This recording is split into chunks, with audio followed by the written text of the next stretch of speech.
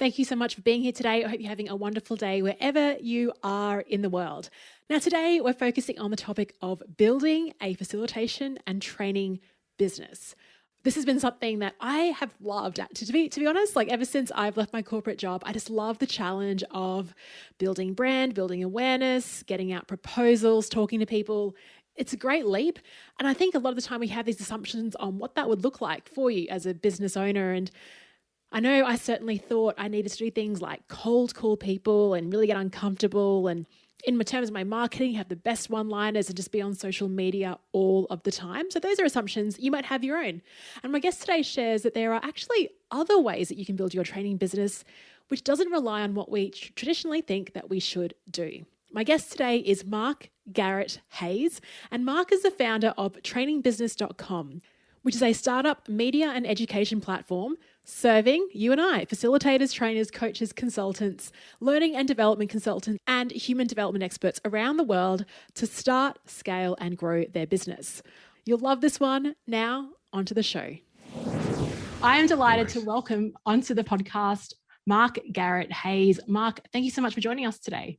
My pleasure, Leanne. Thank you so much. And greetings from sunny Ireland. It's April and the sun shining, which is fantastic. It's a great sign of spring. Although it's dark in the background, it's actually morning time here. Interesting. A complete role reversal. Last time we chatted, it was sunny in Australia, but today it's been raining for 3 days and I don't respond very well to that. So it's nice to hear that it's sunny in some part of the world. That's right. I'm used to it. Yeah, that's right. And look, we did chat last time on your podcast called Training Business, and I was thrilled to share some of my solopreneur lessons and also excited to get you back and continue that conversation. For those listeners that have no idea who you are, Mark, can you please share a bit of your career story, some pivots that bring you to the work that you do today? Sure. I began actually working for Disney, would you believe, years ago. I was one of the team members recruited or cast members to welcome new prospective employees to the company. And that was in the States. And then I went to Paris, to Marne-la-Vallée, to what was then Euro Disney. And I was roped in to train. And originally I'd gone to hotel school. And the reason was, Leanne, I'd want to learn languages and to travel and to see the world. And interestingly, that's become one of the ancillary benefits of training, is that I've got to see amazing countries. We'll come back to that though. So I began to train and people said, you know what, you're pretty good at this, or at least you look like you're enjoying it. And I said, you know what, I am. I'm really surprised. I thought I'd be embarrassed and just really self-conscious. But it's funny how sometimes people come to training from different disciplines. And I found that it really gelled with me. I love the structure of creating lesson plans. I loved putting thought into how to explain things creatively and often just realizing I've made an impact. And I could see people thinking, you know, that was great. I couldn't do this. Now I can. The more I did this, the more I realized that it was actually a two-way street. On the one hand, people were getting something from me, but on the other hand, I was getting massive confirmation from the audience. This is what I'm here to do. So I carried that lesson forward. And then whichever industry I went into finance for a while, would you believe, in banking in Germany, where I lived for a number of years. And again, same thing. People said, anyone like to volunteer for training? And I said, yeah, I'll give it a go. So I did. And each time I kind of kept coming back to training.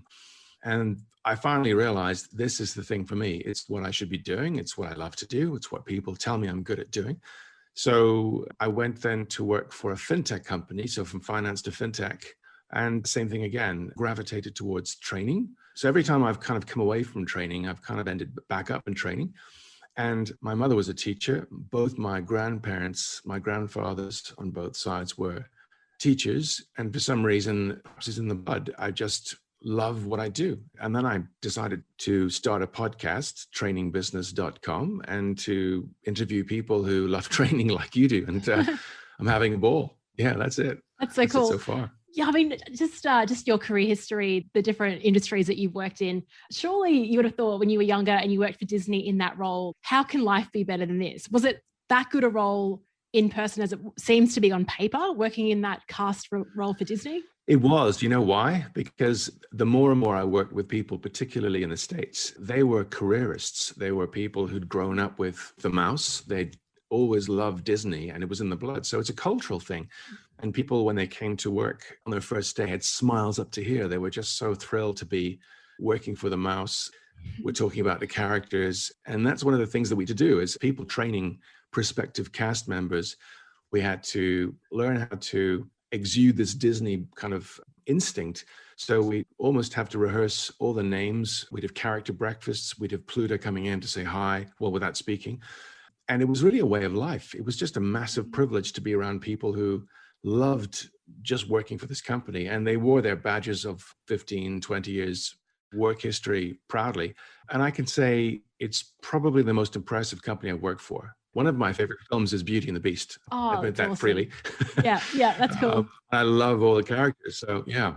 Oh gosh, so many Disney films. The Little Mermaid is mine, but The Lion King, oh my gosh, just amazing. Right? Oh, yeah. So that's what I was thinking, like, how do you beat that? So thank you for confirming that it is a dream to work for. It would have been disappointing to hear that, oh, that was the worst job. So that's really cool.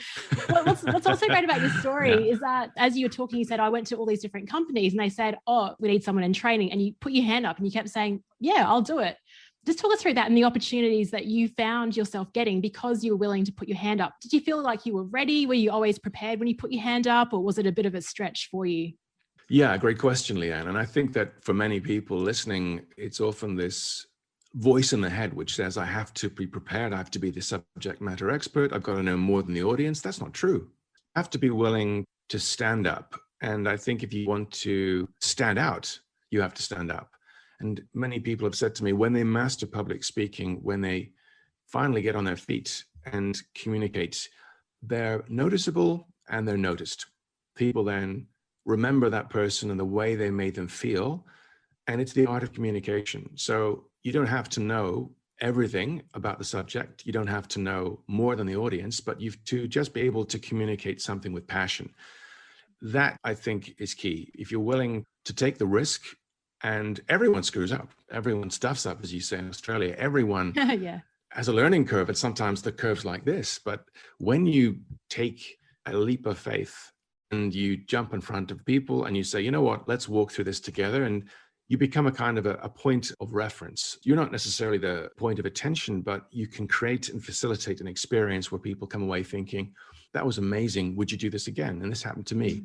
So I don't come across as the most extrovert of people because I'm not. I'm an introvert. And many consultants, many trainers are actually natural introverts, but they shine when they're put in a position where they feel, hey, I can help someone. And perhaps there are people out there just like me who are introverts and they're afraid to put their hands up.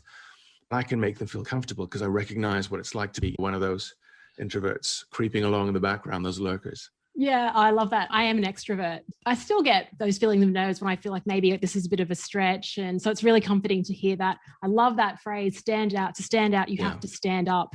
I think we've got our episode title right there. So that's so early in the conversation, Mark. The other thing that you said in that story is people said, wow, that's amazing. Can you do that for my team? You have a podcast about training business and building that. It doesn't have to be for solopreneurs, but building a training business. How often do you think that we rely on that we rely on the great experience we drive in our workshop to then create more bookings for us as facilitators? I know that you work in sales as well, so I'm interested to hear your approach on the mix of creating word of mouth versus outreach as well. It's a good point because I listen to podcasts too, and I've come across other people who kind of have retired from what they do and now have a podcast or a show or some kind of site. And you and I are both practitioners. So I still train people, and my area is sales training. And I found that when you don't just stand up, but think, how can I stay on? And you realize I've got to have some kind of method. It is never enough just to train people. If you want to make it a business, you have to think, how can I generate leads? How can I generate income? How can I get people coming back to knock on my door? Many people have said to me, how do I start a training business? And I say, well, you could try these things. And then they say, well, how do I make it a business? And I say, that's the right question to ask, because we have to think of ways to generate consistent recurring revenue. And quite a lot of the time, people are thinking of leaping from paid employment into working for themselves. And they kind of put half a toe in the water. When it comes to generating leads, you've got to have some kind of system. And what I think of is what I call the natural network. All of us have friends, we've got family, we've got people who like us, trust us, know us. We should be using that as an initial bridge. I think of 3 R's. You've got references, you've got referrals, and recommendations. Let me break those down for you. Awesome. So references are things that people say, which are nice. They say nice things about you. You know, Leanne's fantastic. or Mark is great at these things, but often it's just like throwing a compliment out there. You can't link it to any kind of business generation. The kinds of things that someone might say about you on your webpage or on your Twitter feed or even on LinkedIn, we'll call those references. They're just kind of statements of, in a nice way, but they're not really linked to anything, any clear benefit for anyone. A referral then is when someone actually says to you or says to someone else, you know what, give Frank a call, give Leanne a call. I think she does this. And if you knock on her door, she might be able to talk a couple of options through. So it's well-intentioned. It perhaps refers to someone, but there's no real bridge there. It's just like pointing to someone across the bank of a river and saying, you know what, that might be nice for you. So again, many times people come to me thinking, I need references. And I say, actually, you don't. What you really need are recommendations. So what's the difference? Well, a referral, as I said, is something where someone gives you, let's say, a name, or they say, my sister works in X. Why don't you give her a call? But there's no real clear benefit to them or you. The recommendation is when someone proactively or actively says, I'm going to champion you here. I'm going to give you an introduction, or I'll arrange a lunch for you or some kind of coffee. Why don't we have a call together? Why don't we go through these things together? So the recommendation is work on both parties. On the one hand, you've got to shape this actively. So what I recommend to people is have a look through the LinkedIn profile of the people you know and trust. Say, Frank, do you mind if I look through your profile and find a couple of people that I would like you to make an active recommendation to on my behalf? Yeah, why not? And then when you've done that, say, actually, I found 3 people, magic number 3. I think these people would be great for me. Here's why. You have to really explain to the person why this person's right for you, because you're effectively coaching them into becoming a recommendation machine for you. Now, you only need this 2 or 3 times from a couple of people. You've got the basics for a business. You've got the basis for people who now know you, trust you, but can promote you and recommend you actively. So in summary, a reference is someone who might just give you something kind, like some kind of word or an email. It's a testimonial. A reference, a referral, is when someone makes an introduction but doesn't really pull away. They just say, talk to Frank, Jim, Leanne, Bob, Mark.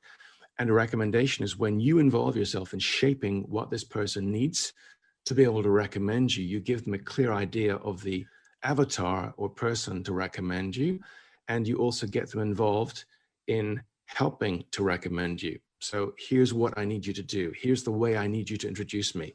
And Robert Cialdini, who's the author of the book, The Psychology of Influence, I think you know this one too, talks about the principle of liking. So when people like you or people work with you, they're people who tend to like you and are like you. So if you can help people to realize why you are likable, how to recommend you, it's going to work much better than just saying, could you make an introduction for me? And Cialdini wrote a book called Persuasion in 2017. And the book is all about how to get people to basically say nice things about you in a structured way. For example, when someone is introduced to the Oscars or is about to be brought on stage, there's a voice in the air that says, and now please welcome on stage 2 times Academy Award winner X. So that person's been told exactly what to say.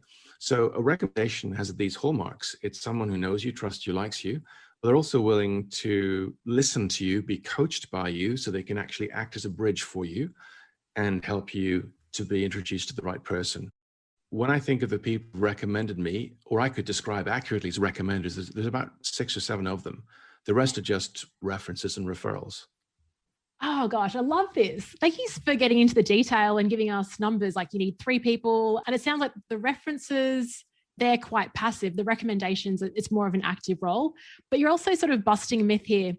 I know when I started my solopreneur business, you think, oh my gosh, I need to have all of these clients on my books and then I'll be successful. In fact, that's probably not what you want, because I did have that for a while and it was chaos, like having to manage all the different sort of teams and manage that relationship. Yeah. And I'm in a comfy place now where it's like, if I have like 2 or 3 really good clients that give me ongoing work, that is amazing because yeah.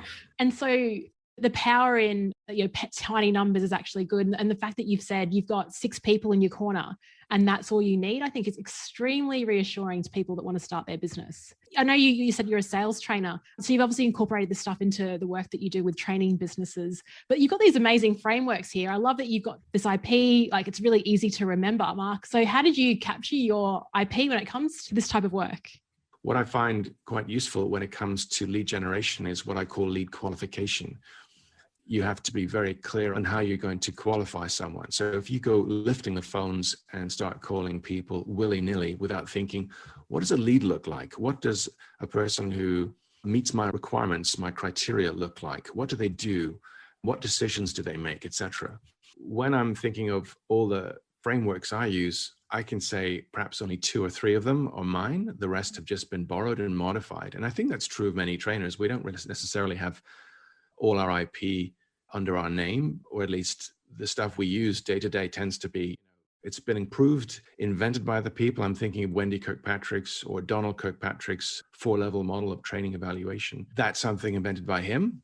And I think then when his daughter-in-law and then Donald's son, they improved that slightly. So I think that's quite common to take someone else's IP and to modify it. And of course, as trainers, if we're doing that, we need to be very clear about whose IP this is. The last thing you want to do is to claim something's your own. But when it comes to lead generation, there's something that is quite useful. It's called BANT. What it stands for is budget, authority, need, and timing. So if you're phoning people and looking for leads, you've got to have some kind of framework which says, I'm happy that I know if I have this conversation, I've asked the right questions, and now I can say this is a lead or it's not a lead. And there's nothing more frustrating when running your own business and you're chasing the things that don't actually end up producing results. So early on, when you're breaking new ground and talking to people and you've got some call or a video call like we're doing now, you've got to be clear on the kinds of questions to ask. So budgetary questions would be those which clarify, is this someone with the purse strings? If they were to spend money on a training initiative, a workshop, where would that money come from? Who's the signatory? In what time frame would those funds be released? You could talk numbers. Sometimes it's premature at this stage, but you get a feel for where the money comes from. Sometimes it's something that comes from what we call operating expenditure, OPEX. Or is it something that comes from several budgets? Could be HR, it could be L&D, depending on the organization size. The authority or the A part, that's to do with the person you are speaking to. Ideally, that person is someone who actually makes a purchasing decision. And it's so easy, Leanne, to fall in love with having conversations with people who've got no power to actually say yes to you. And that's a classic mistake I've made in the past. Yes. You know, HR, where someone says, oh, that sounds wonderful. When can you start? Only to realize that the person who actually makes that decision, we call this inking it or signing it, is 2 layers above that person. So it's really important that we're clear on who has authority to make a purchasing decision, who's got the power to hire you, to say yes to you. The N is need, and that means that when you're having a business conversation, not a training conversation, a business conversation, is this person clear on what the problem is they're trying to solve? Because training isn't just about conveying information, it's achieving transformation. So how can I get really clear on what this business needs and what results they have to have? What's nice to have, what's necessary to have? How can we put a price or a value on the successful transition from where they are here to where they want to be then? And that gap we close, that's the need. That's the real needs analysis. Now, as trainers, we should be conducting training needs analysis, but not just training needs analysis, business needs analysis. What does this business need from you? How can you actually help them to say yes to you? And that's by putting together a damn good case study that says, here's how I've helped a company like yours in the past achieve these things, or I haven't achieved these things for your exact industry, but here's how it would work. And here's the value this would represent to you. And there's a phrase in sales training, which is no need, no lead. Without an exact clarification of what someone needs from you, why they need you, as opposed to them or them or them, it's very hard to stand out as a trainer, as a facilitator. And the final thing is timing. And that means time frame. And the number of times I've had conversations with people who've said to me, yeah, oh, we'll be doing this sometime this year. What does that mean, sometime this year? Look at the year we've had in the last 12 months. It's been chaotic. We need to tie down, when is someone willing to push the button? It could be something where you might say, tell you what, why don't we do a taster session here? That gets the ball rolling. So anything which puts control in your court is very important to you. Otherwise, things are kicked down the line. And what happens is someone else has a conversation and they introduce themselves and you're replaced. Timing is very, very important. Unless someone has a realistic time frame, T, unless you're talking to someone who's got the authority to say yes to you, A, unless someone like you, ideally you or your team, have a real clear understanding of need, what that converts into in terms of business requirements. And unless you can say, I know where the money's coming from, you really have to say, have I really got a lead? There's nothing worse starting off in your business by being frustrated by chasing things that don't actually work. I'm glad you asked that question, Leanne. We're all salespeople, not just trainers. We have to be salespeople and marketers, decision makers, designers, everything when we're running our own business. And sales is crucial. Without cash flow, you're dead in the water every single time. 100%. Yeah, I love that BANT, B-A-N-T. So my question for you is, I could go down many different paths here and I'm tempted to, but I'll focus on the most obvious one here. So you've got this framework in mind of the ideal buyer. You're asking for recommendations and people to find them for you who may have the authority, that may own the budget. Assessing that need though, because you're reaching out to someone that you're not too sure whether they would have a need for what you do. So is it then a case of, okay, I won't pursue them, or let's open up a dialogue? And what do you do there? That's a great question. You have in sales this concept of what's called ICP, which stands for Ideal Customer Profile, or in plain English, avatar. What this means is you've got to be really clear on what the ideal person is for you. You can do exercises with Post-it notes. You can use Miro or Mural, and you can put together this kind of big, colorful list of what this person looks like. So the clearer you are on the industry, the vertical, that niche, where they work, what they do, what their challenges are, the clearer you are on what's value to them, why someone would need someone like you, the more successful you'll be in narrowing that down. I'm not sure if I answered your question properly, actually. No, I think you really have. Yeah. You actually have answered it, because what you're saying is, if you're so deep within an industry or within understanding what a role does, or their pillow problems, things that keep them up at night, I love that. You'll be able then to have that conversation and identify what their needs are very quickly, because you're so in tune with that market. Yes, exactly. It's a question of just saying, do I sound like I understand that person at the end of the phone? It's so easy to come into a call, or when you're prospecting, as we call it, to talk about you. And it comes across as the same thing everyone else does, which is, let me tell you about me and what I've done and how I've pulled myself up by the bootstraps and how I've achieved this.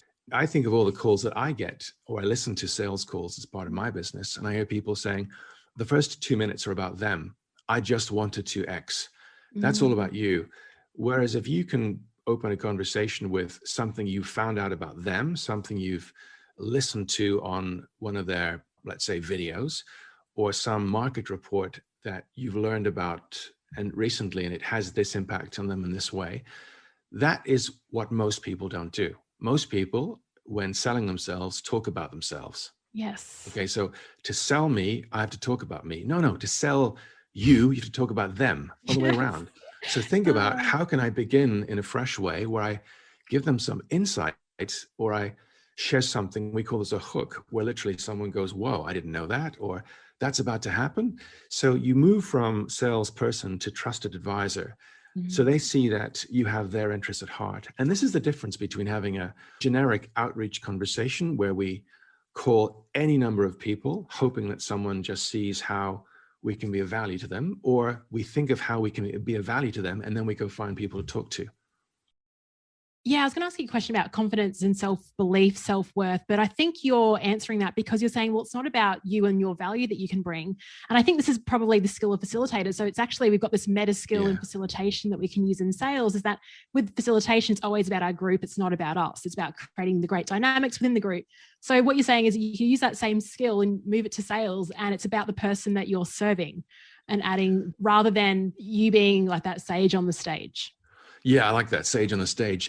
It's a different skill set. And many trainers say to me, I love training. I hate selling. I love training. It's great, but I hate selling myself because I sound self-conscious or I don't really come across as confidently as I'd expect to be. So if you think of the mindset shift, just think of serving people. You're not selling them, you're serving them. You're serving them up insight. You're serving them up fresh perspective. That's what you're selling. You can't really sell training until you've sold the vision of what they could have and can't have without you.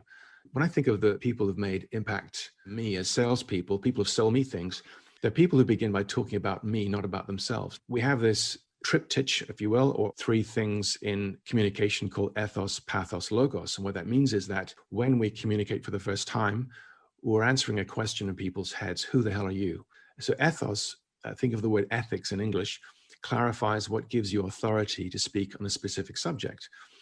The logos is the why am I talking to you? This is the structure of what this conversation is for, where we'll go. It's like you and I having this chat now. We have a structure to this call-ish, kind of. Yeah. Hopefully I'm following it. Yeah. And the pathos, though, is that's the interesting thing. It's why you should care about what I have to say to you.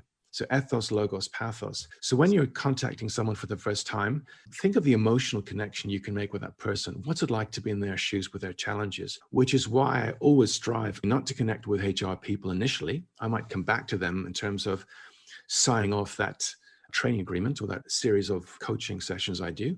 But I'll always try and track down the person who has that problem, owns that problem, recognizes that problem, because they will know and recognize someone who can solve that problem. So when you think of what it's like to be in their shoes and say, how can I come across, not like a trainer, but someone who knows what it's like to run a team? And this is where, of course, indexing your skills is crucial. There's no point pitching for a training business you can't actually deliver on. So if you think of the skill sets you have, if I were to speak to someone on that side of the fence, that organization, who would I naturally gel with? HR, sales, marketing? Is it maybe procurement? So if you think of that person having that face-to-face conversation where that person recognizes in you a kindred spirit because you know what language they use, you know what struggles they have, you know what their goals are, what their work is like, that person's more than likely going to be someone who has a natural fit with you. And that person can often be the bridge and say to you, actually like a signpost, go this way for Jim, go that way to Sanjay, and this way for Pradeep. So all of a sudden, that person becomes like a champion. They gel with you. They see that you're like them, and they're more likely then to help someone just like them. Again, that's the principle of making it work. So there are many, many ways that you can use your existing skill set, your existing strengths, your existing likes to find someone like you and to help you to be almost referred or recommended in the organization. Oh, love this. This has been awesome, Mark. I'm so grateful for your tips. I've just got a couple, like two more questions if you've got the time. So I'm a millennial, and when my phone rings, I tend not to answer it because especially if I don't know the number. Really? So okay. I've checked with my fellow millennials and they agree. But I also know that I've worked with people in organizations, different generations, and they're like, you must like call first. And they're always about, you must call rather than default to email. And defaulting to email seems like the easy way out. What are your tips for someone like me who I don't like getting phone calls? What's your strategy for, like, is it teeing up a time beforehand? Yeah, it is. And I think people, specifically in the context of COVID now, have become very conscious of family time, and there's now a blur between home and work. And for many people, what they've learned is to ring fence time, and often calls come across as interruptions. Now, there's nothing wrong with cold calling. I train people to cold call. It's not the most effective way. And there was a time maybe 15, 20 years ago when you could have found people's phone numbers and call them and they'd be open to having a conversation with you. More often than not, people are now very conscious, or at least they should be, in terms of how they spend their time. So what I find quite useful is to do things that other people don't do. What do I mean? Well, if you really, really want to get in the door of a company, think of something like direct mail. Now, direct mail, back in the 80s, 90s, that was quite prevalent. And then along came this thing called the internet in the mid 90s. So most people right now are electronically connecting with people. And I think if you can find some way to put something physical in someone's hand, it's amazing how often that will find their way to them, because most people don't expect to receive anything physical. So if you've got something you can print off, oh my goodness, something of paper I can look at. I've had people say to me, you know what, you're the first person to do that in a long, long time. So is there a way to get something in someone's hand? And then next thing is obviously is video. You've got tools like Bonjoro, loom.com. I drop a Loom video link into Sales Navigator when I'm connecting with a person for the first time. And I can use an image, and I'm holding up a sign. Now, I don't do this very often, but the sign might have their name or something on it like that. It's a bit cheesy. Often just a Loom video with a link.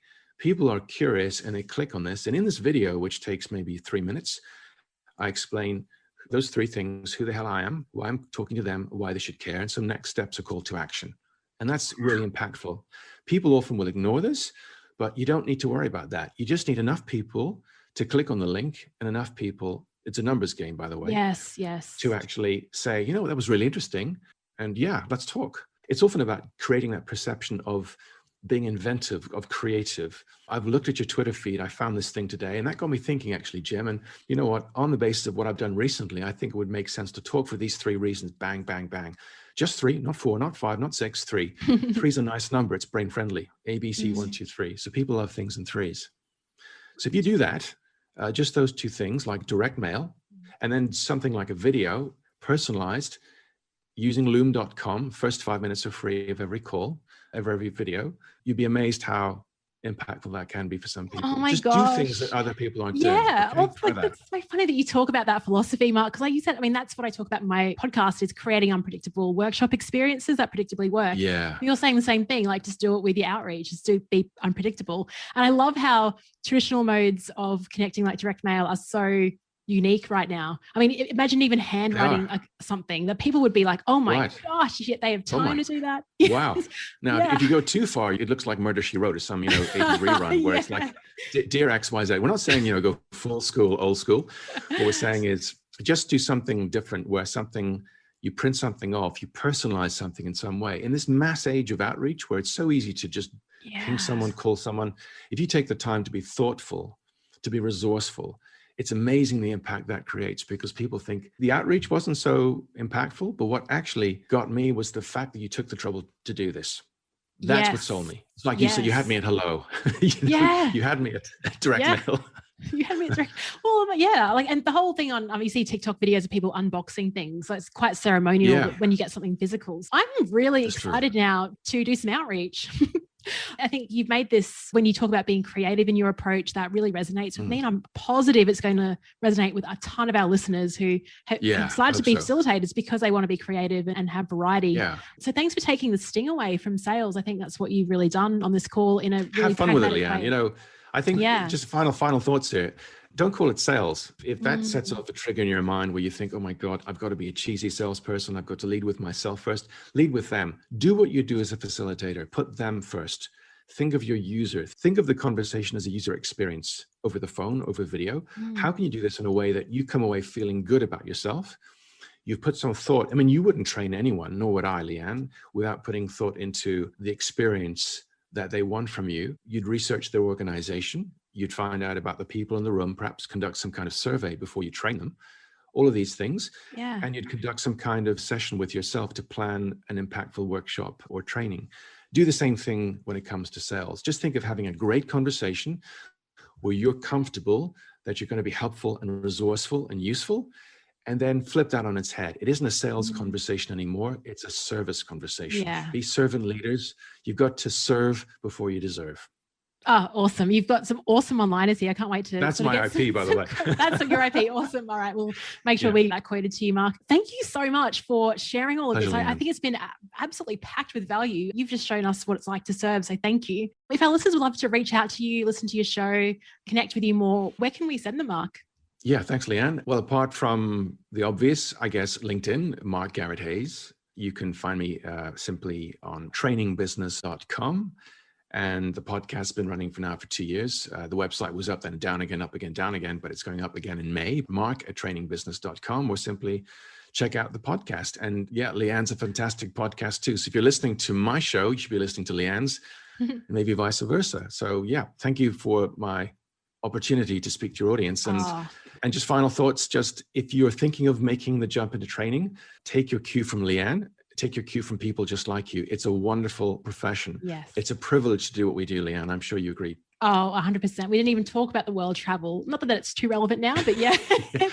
It will be it's again the best. sometime. Yeah, best job in the world. Thank you so much. Definitely check out Mark's podcast. He's had some amazing guests on, including Alan Weiss, I think Michael Bungay-Stanier as well. Just some superstars in this field. Thanks again.